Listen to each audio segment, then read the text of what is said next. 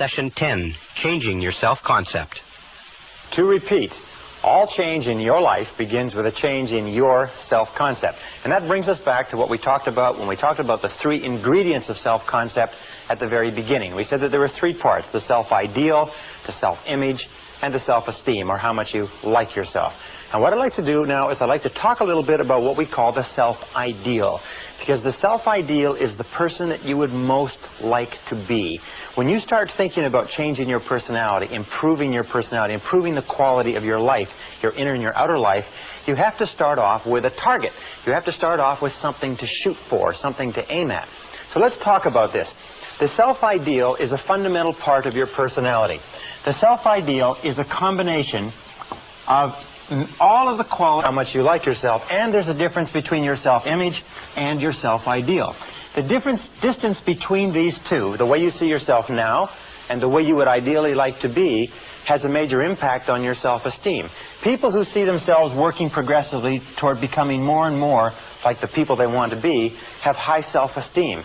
People who see themselves as having an enormous, almost unbridgeable distance between the person they see themselves as now and the person they know they should or could be usually have low self-esteem. So the starting point of change in the self-concept, to repeat, comes with defining clearly what it is you want to look like. Now, when I was about 17, 18 years old, I sat down with a notebook and I wrote out a description of the person that I wanted to be when I grew up. I wrote several pages. I described my personality and my height and my weight and how I would get along with people and so on. And many years later, 10, 15, 20 years later, after I had traveled around the world twice, after I'd been in 80 countries, after I had done a great story of a young fellow who decided he wanted to improve his life, and he was working for an insurance company. And he sat and looked around him, and he was number 28 or 29 out of 30 people in an insurance company selling insurance, and he'd been there for several years, and his career was going nowhere. And he began looking about him, looking at this, and he said, now who do I admire? Who would I like to be like? Who would my ideal be? And he decided he wanted to be like the top salesman in the branch. And he started to look at the top salesmen and the top one or two salespeople in the branch, and he started to think about them and think about what they did. And he began to talk to them and get advice from them. And over the course of the next few years, by using this process, by patterning himself after the people he admired, he became more and more like them. He dressed like them. He walked like them. He talked like them. He worked the way they did. He studied the way they did. And in time, he became not only the top salesman in the branch, the top salesman in the region, the top salesman in the division, eventually the top salesman in the country, and he became a marketing vice president for one of the biggest insurance companies in the nation. Simply by establishing a self-ideal, and then worked 2 solid years. He read books, listened to tapes, took courses, and became an authority within the company on human relations, and then put together a course of his own and went throughout the company as the president of the company and taught this course within his company, becoming the things that he was teaching. In other words, he decided that to be very good with people was both desirable and necessary for himself, his company, and his future. And then he went about through the process of gradual defining the ideal and began working progressively toward it. In 2 years, he had rounded out his personality from being a lopsided, left-brain, linear, analytical person to being a totally rounded, fully functioning human being. One of the hallmarks of great leaders, one of the hallmarks of outstanding men and women, is that they're willing to make the efforts necessary to bring about the changes that are essential. Now, the second stage, or the second step in changing your self-concept, is to begin thinking about yourself as you would ideally be. Begin thinking about yourself as your ideal person. For instance, if you wanted to be an outstanding person in human relations, you'd begin thinking about yourself as you would be as a human relations specialist. But let us say you want something very simple. Most people say that their major weakness is that they are too impatient, too intolerant, they get angry too quickly, irritable, so on. Maybe what you should do is start with something very simple. Very important to start with something simple, because if you can change something simple, it proves to you that you can change something large. So you begin thinking about yourself. Let us say that you tend to be a little bit impatient or short-tempered when you're tired, or you're a little bit irritable with your children or your spouse at the end of the day. So then you begin thinking about yourself as you would be if you were a warm, patient, kind, loving, tolerant human being.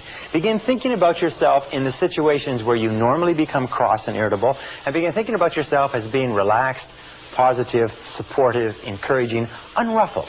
Begin thinking about yourself as the ideal. Think now, who do you know who has the type of personality? Now, it can be a television personality. It can be Bill Cosby. Now, that's starting point. Because of the law of expression, whatever is impressed is expressed. If you begin thinking about yourself, you begin finding it's almost like turning the wheel of your personality. You begin to become a different person. Now, the third step is you begin to visualize. Now, what does visualize mean? Well, there are thousands of books written on visualization. One of the most powerful of all human abilities is the ability to create clear mental pictures. You see, your subconscious, which is where all of your programming takes place, is activated by mental pictures combined with emotion. So when you create clear mental pictures, when you begin to dwell on a clear mental picture of the person that you would like to be, you begin to close your eyes or think about the person that you would like to be, the subconscious cannot tell the difference between a real experience, one that is actually happening to you, and one that you vividly imagine on the screen of your mind. And this method of visualization, of creating a clear mental picture, and then remember we talked about the law of practice, which is the law of repetition.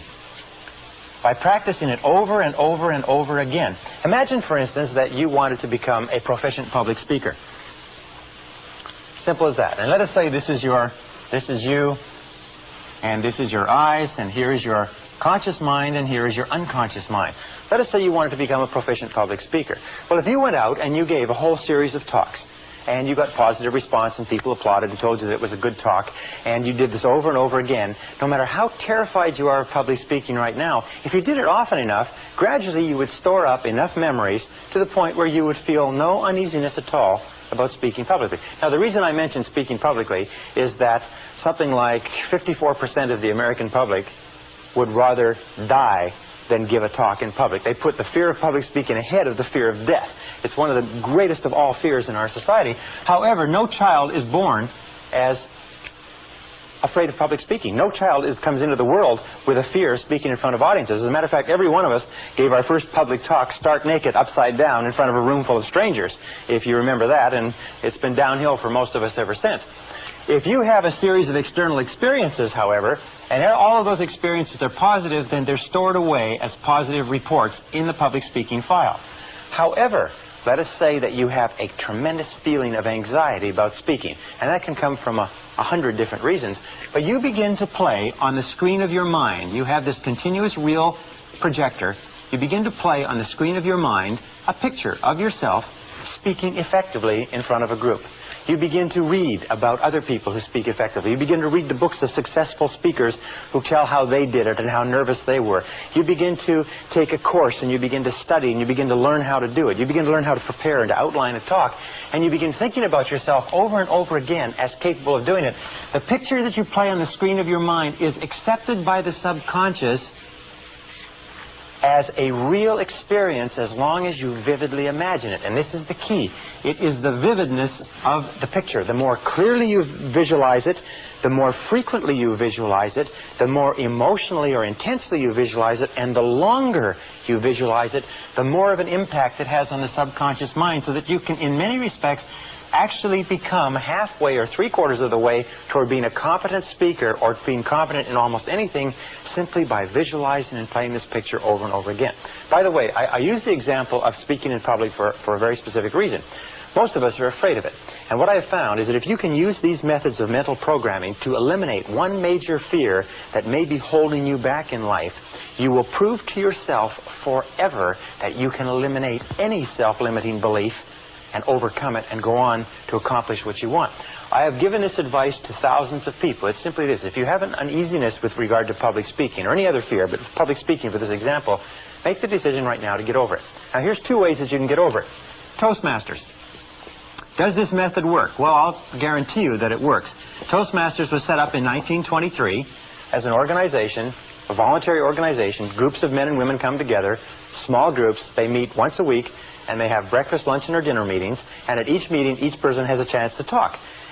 People who are so terrified of public speaking they could not lead silent prayer in a phone booth, after 10 or 15 weeks in Toastmasters are capable of standing up with 1 minute's notice and giving an extemporaneous talk in front of an audience of strangers.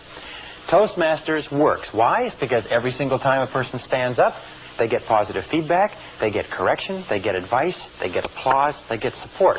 Eventually, what you do is you build up a whole series of positive reports in your subconscious mind that says, when it comes to public speaking, it's easy.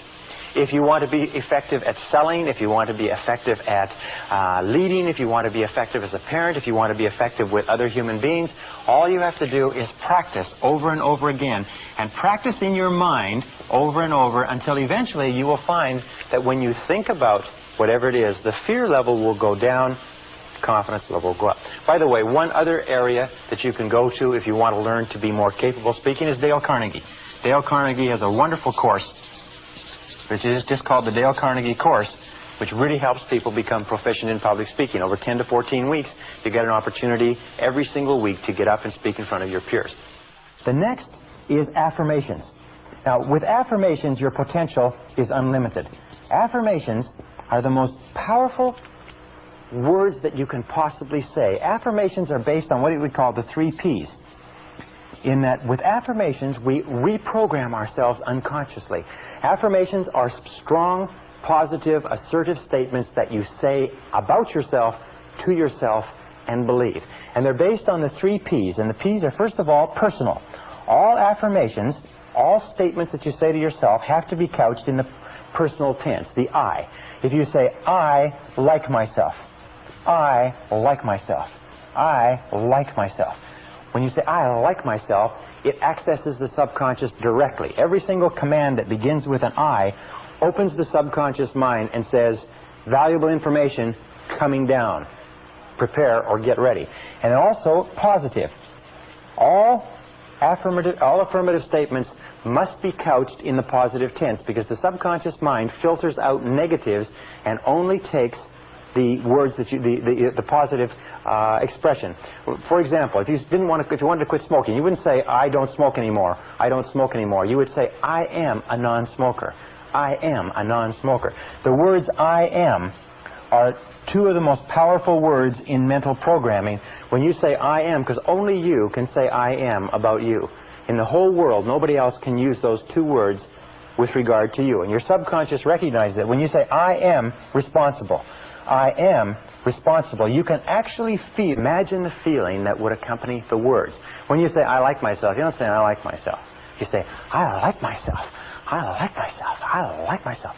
Imagine when you say I am responsible, you don't say I am responsible, you say I am responsible, I am responsible. In other words, emotionalize it, wrap it up with emotion, drive it into the subconscious mind like a detonator, and the effect that it will have on your personality and on your feelings will be tremendous.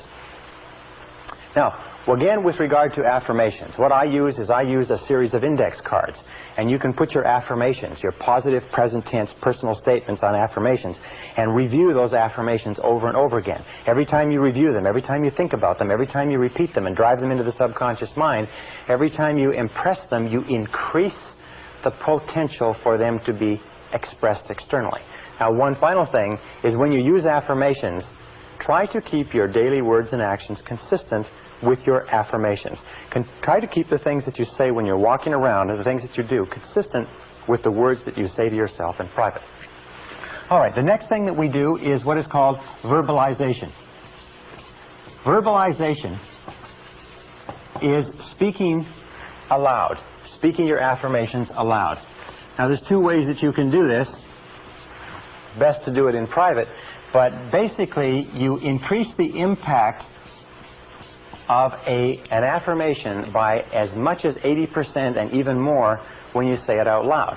If you say to yourself, I like myself, but if you say, I like myself, or I feel terrific, or I feel wonderful, or I am responsible, I earn $50,000 a year. When I first learned about this process, my goal was to earn $50,000 a year, and I realized that the only way I could ever earn $50,000 a year was by repeating this over and over again. And surprisingly enough, when I began doing it, I was not making anywhere near $50,000, and I was very, very skeptical of whether or not it would work. I can only tell you from the bottom of my heart that it does work. So verbalize it. Another thing that you can do is in front of a mirror. If you verbalize in front of a mirror, you have two impacts working simultaneously. You have the impact of what you can see, plus what you are saying, plus if you emotionalize what you are saying, you have three access points to reprogramming the subconscious working simultaneously. So you stand in front of a mirror, you can say, in front of the mirror, you can say, I feel terrific, or I look great, or I look great, or you can say, you look great. Because when we talk to ourselves in front of a mirror, now you mustn't do this in a public washroom when there's other people around, because they may think you're a little bit strange, but nonetheless, verbalization is a very important part of driving this message into the subconscious. Remember, the key to this is whatever you can hold in your mind on a continuing basis, you can have. The only question is, can you repeat it long enough and hard enough, often enough, to impress it permanently in the subconscious mind? Once you impress it permanently in the subconscious mind, it takes on a power of its own that will eventually bring it into your reality at exactly the right time and in exactly the right way for you. And this, have you ever had the occasion where you are sitting comfortably, relaxed, and somebody says, come on, let's go and do this, or let's get up and do that, and you say, no, no, no, I'm comfortable. Remember, you're into your comfort zone. Comfort is a great killer of human potential. You say, no, no, no. They say, oh, come on, just get up and do a little bit. So you get up just a little bit, and you move just a little bit, and as you begin to move, you start to get into the swing of it, and pretty soon you get into it completely, and you totally forget about going back to the couch or the chair that you were in. Well, you can act your way into feeling. You can act your way into feeling almost anything.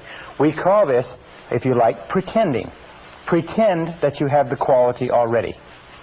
For instance, if you want to be courageous and unafraid, pretend that you're courageous and unafraid already. If you want to be confident, pretend that you have the confidence. There's an old saying that says, fake it until you make it. Fake it until you make it. Remember we talked about the gentleman who was told that he was the reincarnation of Napoleon, that all he had to do was he had to act like Napoleon and realize that on the court. And you know what will happen is that judges and people observing a person doing this find that you will hit more accurately, you hit with more force, you are better, you are more confident, you're more capable. Golfers. Another example is if you want to be a great golfer, is imagine that you are already a great golfer. If you want to be a great salesperson, imagine that you are already a great salesperson and walk, talk, carry, act as though you had the part already. Dress the part. Look at yourself in the mirror and say, do I look the part of a great golfer? Do I look the part of the executive, the salesman, or the saleswoman, or whatever it happens to be that I would like to be? These four, we call this the VAVA. V-A-V-A. V-A-V-A. Well, actually, I should do it this way. V-A-V-A. These are the keys to rapid personality change. The V is for visualization. Visualize and play the picture of the desired person you would like to be over and over again until it is accepted by the subconscious as a reality. Remember, the subconscious obeys your conscious commands. If you command the subconscious, and you command the subconscious by the thoughts you hold in your conscious mind, by the thoughts that you dwell upon, the law of concentration. If you hold that thought in your mind on a continuing basis, eventually it clicks into the subconscious and it takes on a power of its own. The second is to affirm, and affirm over and over again.